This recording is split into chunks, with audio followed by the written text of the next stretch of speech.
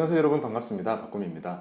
오늘 여러분들에게 리츠에 대해서 정말 상세하게 알려주실 전문가분을 모셨습니다. 간단히 자기소개 부탁드립니다. 네, 안녕하세요. 저는 신세계 프라퍼티에서 사업전략팀의 팀장으로 근무하고 있는 김선이라고 합니다. 반갑습니다. 오늘 리츠를 알려드리기 위해서 나오셨는데요. 그 전에 앞서서 혹시 지금 근무하고 계신 곳이 신세계 프라퍼티라고 되어 있더라고요. 네. 여기는 뭐 하는 곳이에요? 프라퍼티는 이제 영어로 부동산, 그래서 신세계 그룹의 부동산을 담당하는 회사입니다. 신세계 그룹에 입사를 하기 전에는 하나자산 운용하고, 그리고 이지스 자산 운용에서는 상장된 이제 해외의 리츠들을 투자하는 펀드를 운용하는 펀드 매니저였어요. 글로벌 리츠를 투자하는 펀드를 운용하셨구나. 되게 이력이 다양하신데요.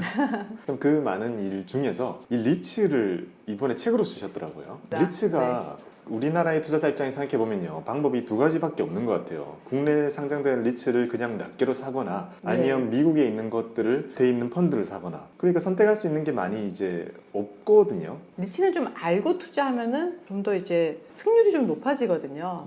그래서 이제 책을 좀 쓰게 됐는데, 그러니까 이 책은 이제 리츠에 대해서 설명한 책도 되지만은 어떻게 하면 리츠를 좀 투자해서 수익률을 조금 더 잘 낼 수 있을까? 약간 그런 관점에서 제가 리츠를 운용을 했었으니까 그런 면은 좀 다를 수 있을 것 같긴 해요. 좀 더 본론으로 돌아가지고요.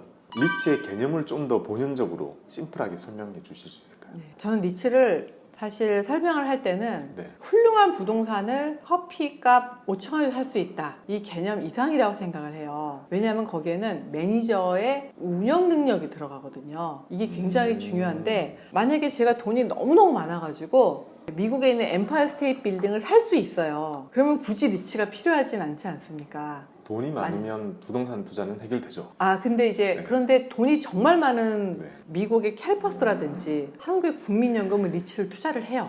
그러면 단순히 부동산을 소유하는 것 이상으로 차익에 대한 플러스 알파가 있는 것이 리츠다라고 보는 거네요. 그러니까 부동산 투자 플러스 운용 능력을 더했을 때 나오는 결과가 리츠다. 그래서 쉽게 말씀드리면은 엠파이어 스테이트 빌딩 같이 주요한 빌딩을 담고 있으면서도 수익률이 좀 더 좋아요. 단순히 가지고 있는 것보다 더 좋아요.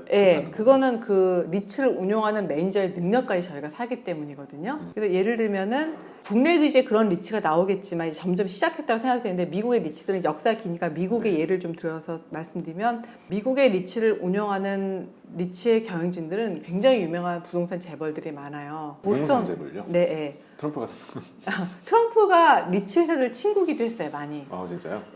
왜냐면 그쪽에서 또 많이 또 있었기 때문에. 미국의 샘젤이라고 되게 유명한 이제 아파트 리츠 투자자가 있는데, 이분은 미국에서 아주 유명한 저명한 부동산 투자자인데 사모펀드도 있고 리츠도 해요. 그러면 저희 입장에서는 이렇게 훌륭한 투자자가 투자하는 리츠에 하면은 단순히 빌딩을 사는 것보다 이 샘젤이 쌀 때 잘 사거든요. 비쌀 때도 잘 팔아요, 빌딩을. 2008년도에 금융위기 직전에 블랙스톤에 자기가 가지고 있던 에코티 오피스라는 리츠를 사상 최고가에 팔았어요. 기업 매각을 그 비싼 가격에 해줬기 때문에 그 주주들은 큰 이익을 봤거든요. 고마운 일이죠.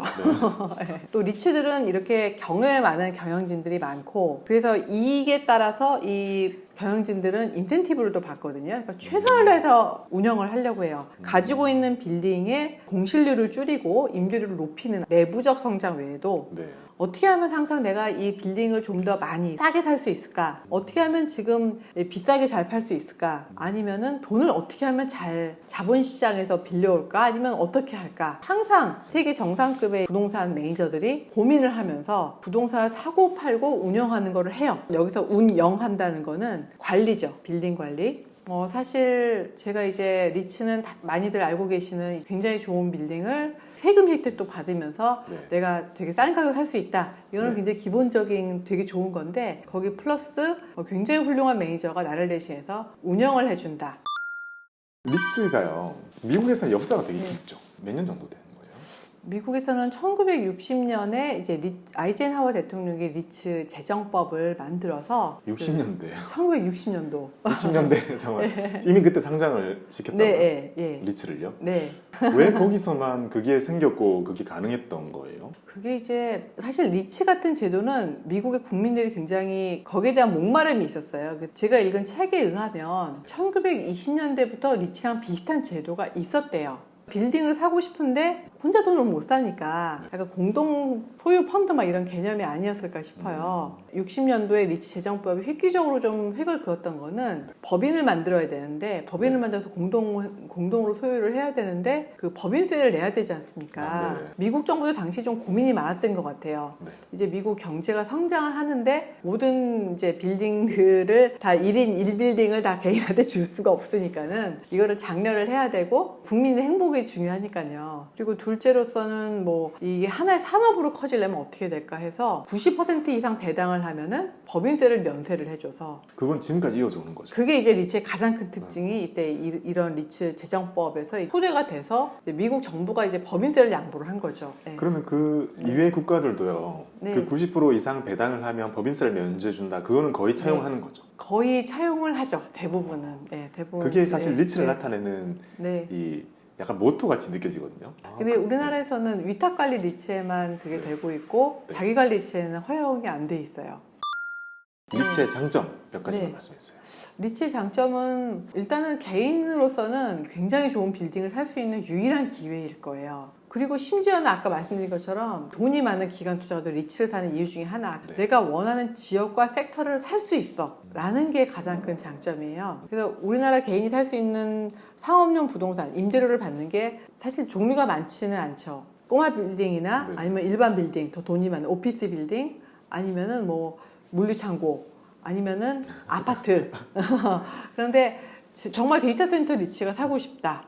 요즘에 물류센터 미국에 있는 거 특히 아마존이 임차인 후에 있는 걸 사고 싶다라고 할 경우에는 살 수 있는 방법이 사실 많지가 않거든요. 사고 싶어도 살 수 있는 기회가 많지 않은데 그걸 리츠로 이제 살 수 있다는 게, 그래서 심지어는 이런 거를 고민을 미국 기관 투자자들도 해요. 내가 북유럽에 있는 아파트 단지를 사고 싶은데 이걸 살 수 있는 방법이 리츠밖에 없거나 아니면은 운영이 잘 되어 있는 건 특히 리츠다. 이럴 경우에는 그 임대주택 단지만 모은 펀드를 리츠로 만들어 사기도 하거든요.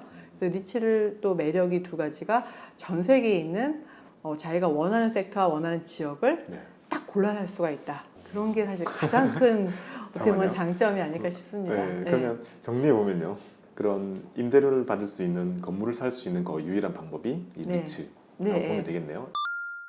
부동산도 은근히 그 종류마다 전 섹터라고 표현하는데 그 기대 수익이라고 성격이 많이 틀려요. 그래서 어떤 섹터는 예를 들어서 호텔 같은 경우를 말씀드리면은 호텔은 경기를 굉장히 많이 타는 섹터거든요. 경기가 좋을 때는 굉장히 좋고 나쁠 때는 좀 떨어지는 경향이 있고, 또 어떤 섹터는 경기랑 상관없이 오히려 경기가 나빠져도 굉장히 견조한 섹터가 있어요. 셀프 스토리지 같은 개인용 창고.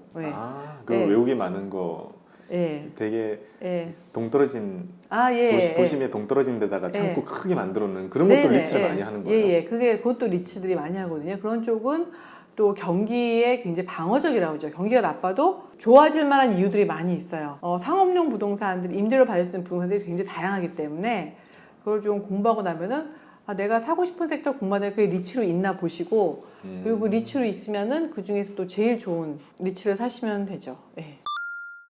참 리츠 종류가 되게 다양하잖아요. 그런 것도 몇 개 들어봤어요. 교도소 리츠, 카지노 리츠, 호텔 리츠 이렇게 진짜 다양하잖아요. 그러면 대표적인 우리가 들었을 때 재밌을 만한 대표적인 리츠들의 종류랑요.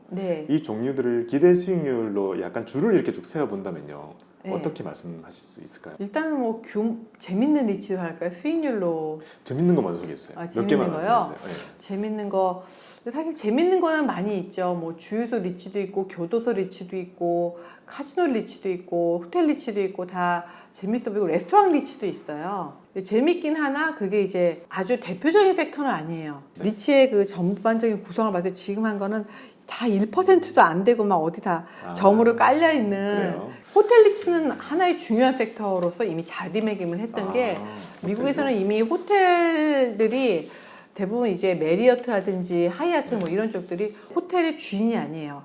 호텔을 운영하는 오퍼레이터거든요. 그래서 호텔의 주인은 대부분 거의 리츠예요. 제가 알고 있기로는 대부분. 진짜 리츠가 그렇게 많아요? 메리어트 호텔은 호텔을 가지고 있는 게 아니라 그 호텔을 운영하는 운영회사예요.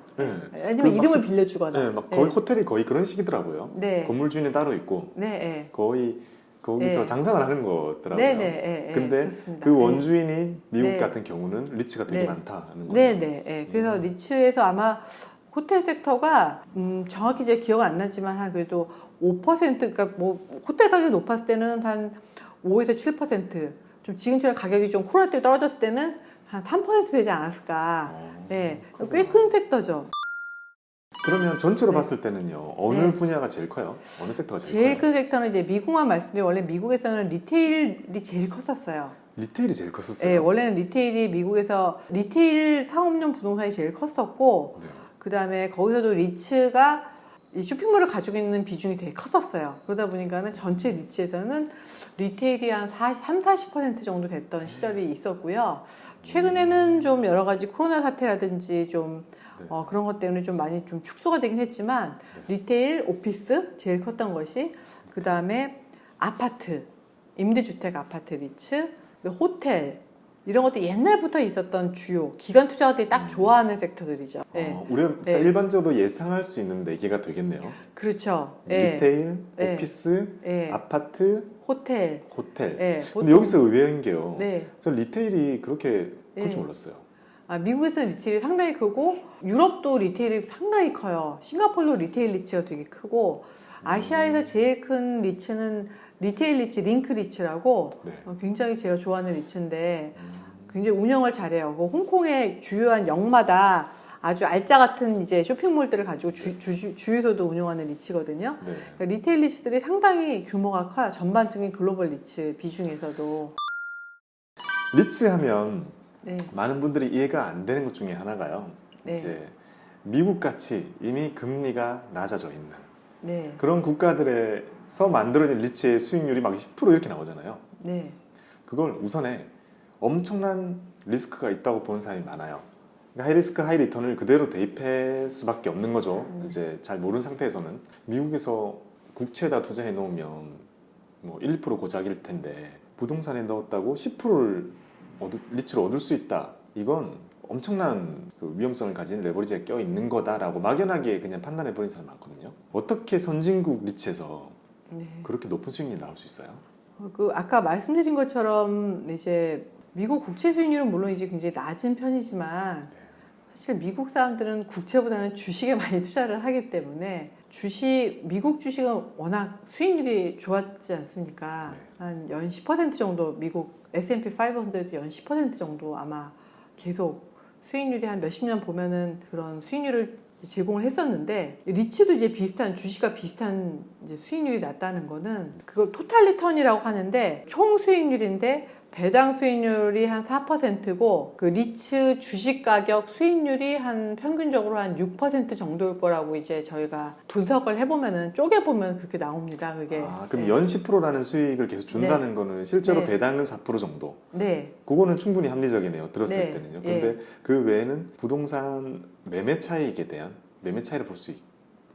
네. 그 그게 6%는 그 부동산 이제 임대료가 이제 자산 가격이 상승하는 건데요. 차인의 이제 임대료도 잘 이제 수령도 하고 관리도 잘해서 비용도 절감도 하고 이렇게 해서 전체 빌딩의 순 운영 수익을 올려요. 그러면 그게 이익에 반영이 되는 거예요. 그럼 리츠 이익 상승률이 그만큼 한 6%가 올라가면은 주식도 대부분 장기적으로는 그걸 따라가거든요. 리츠도 그렇게 부동산 임대료로 나온 수익하고 아까 외적 상승에 대한 아까 내부적인 상승, 외부적인 양적 확장, 빌딩에 이런 걸 더해서 한 6% 정도 이익이 오르면 리츠의 주식도 오릅니다. 네, 대부분은 장기적으로는 올라요. 그래서 한 장기적으로 봤을 때 연 10%가 나오는 것 같아요. 다만 이건 장기적으로 얘기인데 한 1년, 2년을 보면은 어떤 애는 15%가 오르고 어떤 애는 마이너스 3% 떨어지고 이래요. 네. 네. 그래서 이제 리츠에 대해서 어려운 점이 주식처럼 거래가 되기 때문에 이거 부동산인 줄 알았더니 알고 보니까 너무 어떤 애는 15% 올라서 좋았다가 내가 사자마자 3%가 떨어졌네. 에이 뭐야 이거 부동산이라더니 완전 속았네 하시면서 이게 리츠의 어려운 점이거든요. 어렵자면은. 네. 그렇지만 장기적으로 한번 5년에서 10년을 두고 보시면 적어도 6에서 7% 이상의 수익률은 대부분 이제 어떤 리츠 하나만 두고 제가 얘기하는 건 이거는 안 되겠지만 네. 리츠 펀드 인덱스를 봤을 때는 아마 그 정도는 나오지 않을까 싶습니다. 인덱스도 그 정도로 성장한 걸 보여주었었네요. 예. 리츠 네. 운용이라고 생각했을 때는요. 예. 저희 개인 투자자 입장에서는 고민이 진짜 배당을 얻기 위해서 어차피 이걸 차익을 내서 큰 수익을 얻을 거라고 생각 많이 안 할 것 같거든요. 그러면 배당을 얻기 위해서 고르는 거잖아요. 운용의 관점으로 좀 더 접근하면요. 차익도 큰 편이에요. 리츠가요. 리츠는 중위험 중수익이라고 많이 얘기를 하는데요. 이제 그거는 주식으로 말하자면 배당주인데 네. 배당이 4%고 네. 주가가 6% 오르는 셈이죠. 네. 보통 6%는 리츠가 가진 빌딩은 굉장히 우량하거든요. 네. 우량하다는 게 그냥 우량한 정도가 아니라 미국 리츠가 가진 빌딩들은 굉장히 최상급의 이제 기관 투자가들이 투자하는 급의 빌딩 수준이 되게 많이 있어요. 네. 국내 리츠도 되게 좋은 빌딩을 많이 투자하시는 것 같고요. 그러면은 이런 좋은 빌딩들의 이제 임대료는 이제 올라도 한 연 2, 3% 정도 네. 이제 오르거든요. 리츠는 영속적인 회사나 펀드이기 때문에 네. 계속 이 펀드 매니저나 경영진들이 이 자산을 삽니다. 네. 이 빌딩을 하나를 가지고 있다가 리츠가 이제 주식 시장에서 좀 더 유상증자 같은 걸 더해서 네. 빌딩을 더 사는 거예요. 네. 예, 그럼 하나보단 두 개가 더 많이 성장하고, 뭐 두 개보단 세 개가 성장하고 이렇게 하면서 점점 이익이 더 많이 성장하는데 이때 이제 리츠를 운용하는 매니저들의 역할이 네. 가급적이면 쌀 때 좋은 물건을 사는 이런 역량들이 중요하죠. 그럼 우리가 네. 흔히 큰 기업들의 CEO 시장도 따로 있잖아요. 네. 큰 기업을 경영하는 것은 어떻게 보면 좀 다른 역량이니까요. 네. 그것처럼 부동산도 수천억 수조 원대 되는 부동산을 사고 파는 그 노하우 그리고 네. 관리하는 노하우 이런 것들이 리츠에는 녹아 있을 수 있는 거네요. 네, 맞습니다. 네. 네. 리츠가 아니라면 사실 그걸 수익으로 우리가 가져갈 수 있는 방법은 없을 것 같아요. 그거는 없죠. 왜냐하면은 저도 이제 사모펀드 매니저였기 때문에 네. 제가 인프라 펀드나 이제 그 벤처 캐피탈 펀드를 저희 주니어 매니저 3년 하다 보면 네. 펀드의 만기가 7년이에요. 7년이면은 딱 펀드가 결성되면은 요리땅 하면은 막 투자를 해야 돼요. 네. 7년 되기 전에 한 4년 전에는 막 팔기 시작해야 돼요. 왜냐면 그래야지 한 7년 되기 전에 다 팔아서 돈을 주거든요. 네. 다 돈을 이제 액식 못하면 세컨더리 펀드한테 팔아야 돼요. 그렇기 때문에 그 전에 다 팔고 노력을 하죠. 네. 그러면 사이클 투자를 못 하죠. 네. 그리고 저희는 항상 돈을 언제는 펀딩을 해야 돼요. 왜냐면 저희가 받는 수수료는 펀드의 규모랑 좀 많이 일치를 하거든요. 네. 그러니까는 펀드를 많이 모으는 게 사실은 그 사모펀드 매니저의 업이죠. 근데 리츠는 그거랑 달리 만기가 없기 때문에 영속적인 회사로서 남아있기 때문에 리츠의 펀드 매니저라든지 리츠의 경영진들은 오랜 기간 동안 사이클을 보면서 비쌀 때 팔고 쌀 때 사고 네. 이런 행위들을 할 수 있는 옵션이 있어요. 전략상 옵션이. 그런 거를 풀리 누리기 위해서 누린다는 결과가 리츠의 수익률을 조금 더 좋게 만들었고 그래서 이제 기관 투자가 분들 돈이 아주 많은 기관 투자가 분들도 리츠를 좀 투자하는 이유는 요 이유만은 아닌데 네. 이런 이유도 있고 예, 이런 이유도 포함되어 있습니다. 이제 방금 말씀해주신 것에서 네. 진짜 중요한 포인트를 하나 배운 것 같아요. 우리는 단순히 저도 그렇게 생각했고요. 리츠는 이제 비싼 건물을 임대료 잘 안정적으로 나올 수 있는 비싼 건물을 일부 가지고 있는 거다. 거기에 너무 좀 이제 초점을 맞췄었는데요. 여기 아니라 플러스 리츠라서 가능한 그런 플러스 알파 요인들이 되게 많이 있다는 걸 그게 리츠의 이제 본질에 가깝다. 이렇게 말씀해 주셨어요. 네, 하나의 큰 장점인 것 같습니다. 예. 그렇고. 미국 사람들은 이 리츠를 어떤 안전 자산이라고 딱 이렇게 생각을 해요. 미국 리포트를 보면은요, 네. 안전 자산으로 분류가 돼 있는 것 같긴 합니다. 아예 예. 분류 자체도요. 네네. 예. 채권이랑 좀 비슷하게 약간 그러니까 경기가 좀 하락할 때 좀 안전 자산으로 많이 생각을 좀 하는 것 같아요. 그러면 다들 들으시는 분들은 아 무슨 얘기야 리만 때 떨어진 거 봐. 딱 그러실 것 같은데요. 리만 때가 아마 리츠가 특히 타 자산보다 특히 많이 하락했던 드문 케이스였던 것 같아요. 근데 네. 어쨌든 리만 사태 자체가 부동산 위기였으니까 네. 그렇게 직격탄을 맞아진 거겠죠? 저희가 이런 것들을 이제 기관 투자가분들한테 설명하려고 자료를 굉장히 많이 모아서 한 40년 동안 하락기를 한 5번 정도 봤는데 네. 리만 때 외에는 하락기의 대부분 선방을 했었고요.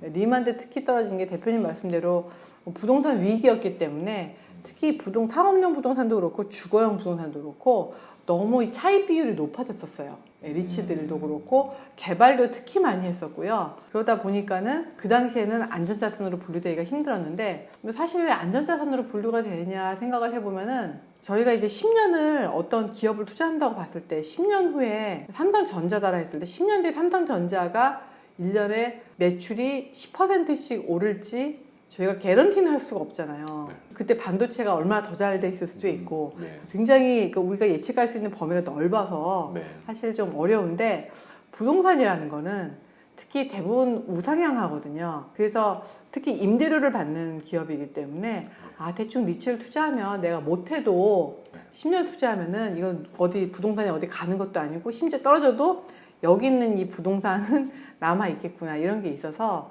그리고 임대료도 그냥 일반 배당처럼 기업이 우리가 이번에 경영이 좀 힘들어서 못 드리겠어요. 투자를 좀 많이 해야 되니까 이번엔 보류 이런 게 아니라 법적으로 주게 돼 있거든요. 임대료도 법적인 강제성인데다가 리츠는 배당 아까 그 리츠라는 제도권에 있기 하에서는 배당을 또 90%를 해야 되죠. 굉장히 제가 받는 배당에 한 10년 투자했을 때 받을 수 있는 확률이 다른 배당주보다는 좀 높은 편이라고 생각이 돼요. 이익도 대충 어떻게 오르지 임대료가 2, 3%씩 오르겠지 이 정도면은 내지는 자산도 도망가지 않는 부동산 자산이기 때문에 그래서 좀 가시성이 좀 높은 편이에요. 예측하기가 좀 쉽죠. 네. 리먼 사태라는 네. 그 특이했던 그 기간을 뺀다면 일반적으로는 안전자산으로 생각할 수 있을 만큼 좋은 네. 레코드를 가지고 있다는 거네요. 네네 비교적 그렇게 됐었는데 이번에도 좀 예외긴 하군요. 코로나라서 특히 이번에 리츠가 다른 주식 섹터보다 하락폭이 더 심한 건 아닌데 그렇다고 선방하진 못했어요. 왜냐면 같이 코로나라서 왜냐면 코로나라는 게 경제 위기는 아니라 네. 그냥 위기였는데 코로나로 인해서 당연히 사람들이 부동산에 더 덜 모이지 않습니까? 상업용 부동산, 오피스 다 생각해 보시면 재택근무 많이 하고 모레 방문 못 하고 이러니까 당연히 좀 이번에는 중하위권 정도 되는 것 같아요.